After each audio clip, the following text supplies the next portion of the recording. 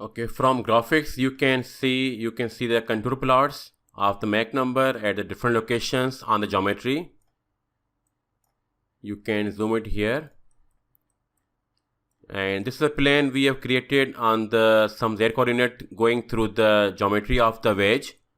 And if I display geometry of wedge, you can see here in this way over here, and also I can change the geometry, and in that case I have to just color by type, and most probably we get the gray color.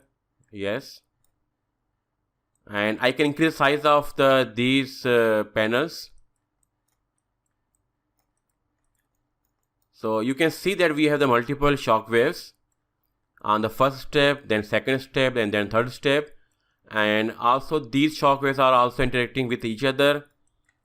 And at the end of the wedge we have the expansion fan here, and here Mach number is again increasing to the value of around 3.3 or 3.4.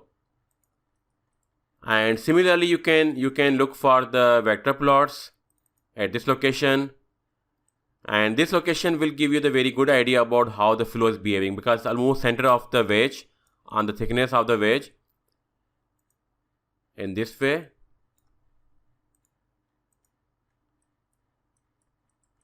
And you can see one thing is very clear here, is that the wake region is not properly modeled. So you can go back and you can create the more refined mesh in the wake region like this over here. So in this case I have the more refined mesh because this mesh is just having size of 1.67 million as I told you. And the case I am solving here, which I am showing you here, is this contains only the 1.3 million nodes. So you can go back, and from this mesh you can continue solution in the wake region. And also this mesh has a more refined mesh in this region where we have the shock, and also in the boundary layer if you want to run the viscous solution. So anyhow, for this time we have the good enough solution here, and basically we are discussing about the shock waves. So for that case we have the enough number of nodes on these regions. The next thing is that now I want to export this mesh for the processing and the text plot. So I have the two methods. Either I save this file as a case and data file, and I can directly import this file, these two files, into the text plot, the case file and data file, which is not shown here, but we have the directory. And second thing is that you can export the solution data from the file menu, export solution data, and choose the file type as the text plot from here, and you can choose the location where you want to export data. So just keep in mind, if you go with this method, then you have to make all the things here. So this will make your processing easier, that you want to create some planes where you want to show some results. So just make them in the Fluent and then do it in the text plot. And also you can create these planes, these isosurfaces in the text plot as well. And I want to export these parameters like the static pressure, roller pressure, density, x, y, z velocity, and Mach number. And also I want to export the x, y, z coordinates. They are very important to export. And write the file. I just put this file in the D so that I can easily use this file in the text plot. And you can observe here in the Fluent window that it is saving the different data at the different locations, and it is showing the progress, how it is writing the data, and now it is completed.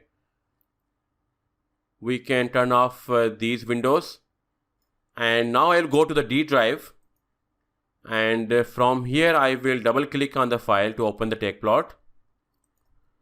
And now text plot is open, and from the type of the plot, choose a 3D Cartesian, and this will make the file as a 3D, and because the case is already 3D. And after that, go to zone styles. It's a very important command here. It's an important panel here, and where you can make the almost every setting on the different type of the things in the text plot, like the mesh, contours, vector, scatter, shade, edges, points, surfaces, volume, and effects. So first of all, I will hide some zones, and especially the fluid zone, and I will display the zones, but I don't want to show the mesh here. So I will first hide these things, and also from here these surfaces, and also display mesh from here, and click on the shade to uncheck the option here, and now it's very clear. And also I don't want to show the mesh for the top surface in this way, and also I don't want to show the mesh for these Z coordinates at the similar location of the domain, and also I want to hide the inlet. And now from these panels you can move the geometry in this way. The only thing is that I want to show the mesh on the wedge like this, and also hide the mesh for side number 2 and display for side number 1. And you can change the colors also for these surfaces. Let's say if I change the color to the green, and for this one to the, let's say, blue color, and for this surface, let's say, to the maybe pink color. So you can change the colors also like this. And you can also make the shaded part here. And if anything goes wrong, means that you cannot see any plot, you can click on fit surfaces, and this should do the job. And you can move them with these commands. And if you go to the shade, and I don't want to show the shade for the top surface, let's say, for the outlet, for the inlet. Okay, so the only thing I want to show in the shade is the wedge itself. So you can see now we have the shaded part for the wedge in this way.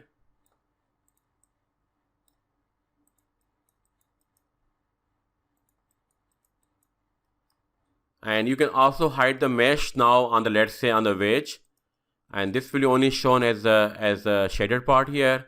Again, I will turn on the mesh on the wedge, and after that I want to show you the vector plots from inside on the planes.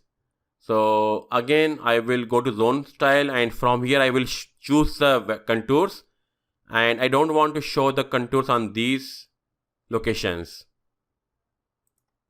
and I just want to show the contour plots on the Z coordinate, which is the middle plane on the approximately on the wedge, on the thickness of the wedge. And from here you can choose some predefined locations, and now you can see that we have the density contours, and from here you can check that how the solution is affecting the Mach number propagation. And also you can change the variable to the Mach number in this way. And also from here you can choose the fluid and lines. This will show you the lines also in this way. And from here you can add the more lines, more control levels in the screen in this way. And also you can change the size of the plot in the screen. So let's say select this plot and just put the arrows on the sides. This will increase the width of the plot on the screen in this way. And I can keep on putting the more control levels in the screen in this way.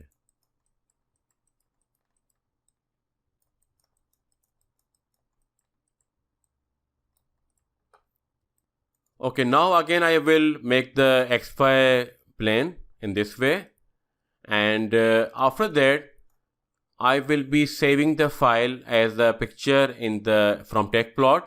So I will go to the file menu, and you can also use the print screen command. This will also give you some good quality picture But for the best quality pictures, you should choose File, Export, and any file extension you want to export, I will choose the PNG and OK.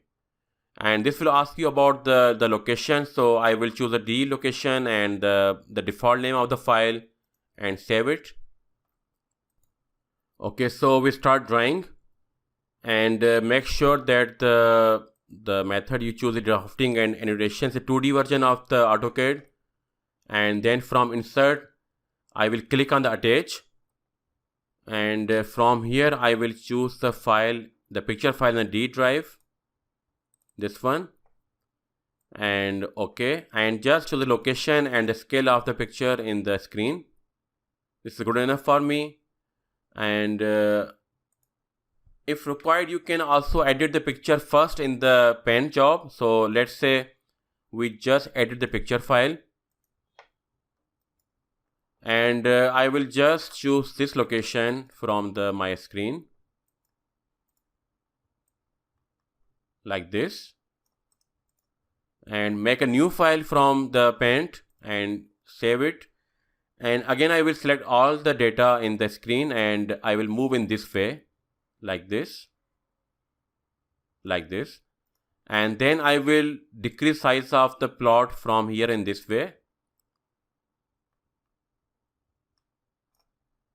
and now save the file with some new name, let's say ABC, and again the same in the D drive, and save it. And I will undo this operation,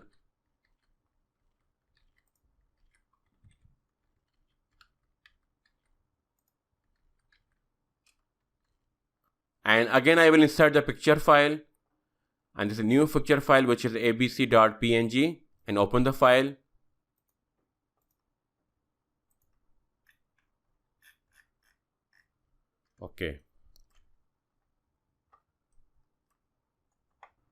Okay, so from the AutoCAD, I will go to the home, and in the home I will draw the one line from this point just at the tip of the vertex of the wedge, and this is roughly speaking my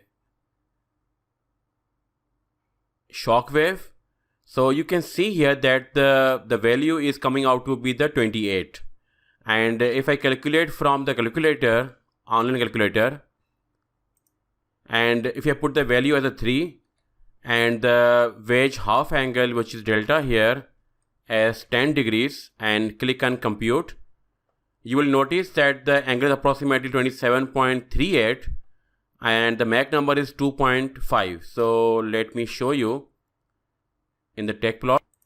And first of all, I want to tell you that how I created these lines also with the contour plot. So you have to, in the contours, from zone style, right click here and choose lines or fluid, or both lines and the fluid. So in this way you can create the lines here, and also you can change the color of lines from here in the same row, and you can make any color, and I prefer the black color. Okay, now hide this panel from here and just zoom this area. And if you want to add more contour lines, you can add from here, which is plus sign here, and click anywhere. This will add the extra contour plots in the screen in this way. And also you can put the labels on the screen. And if you double click on this label by selecting on the arrow, this will open the labels from the contours, and you can generate the automatic labeling on the screen in this way. And you can also skip levels. Let's say I want to skip the one level, so after each one contour plot I have the one label. I can make it 2, so after every 2 the third one will contain the labels in this way. And I can put the spacing also, I can put the size of these values, and also I can change the number format. So let's say I put the float, and precision, that is the decimal places after the decimal, is 2. So I can put in this way. And if you observe here, that just after the shock wave, the Mach number here is inside is 2.5, and whereas from the online calculator is also the same value is 2.5. So 2.5 and 27.38. And similarly, if I take a look on this second step, which is here, I can observe here that the incoming Mach number before this line, which is here, the shock wave, is around 2.66. So I can put the value here 2.66, and the angle of second one is 29 degrees. So in the calculator I put the 29 degrees here and click on compute. The Mach number should be around 1.249 and the angle should be 55 degrees. So let me check it.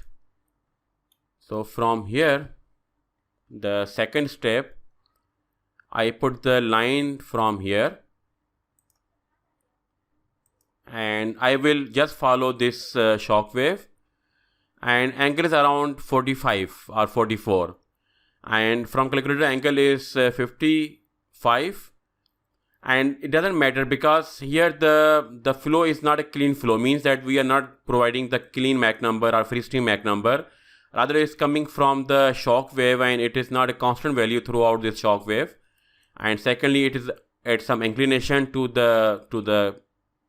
this step, so we cannot get the accurate value. So but approximately this seems okay, and if we take a look on the Mach number, its value should be 1.24, but here the Mach number is coming out to be the 1.7. So I think it's because of the complex flow interaction of shock, so it should not matter here.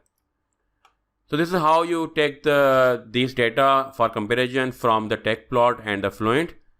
And in the next video, I will discuss about some advanced features of the TechPlot and also discussion about solving the simple wedge and comparing results with in the Fluent or in the TechPlot.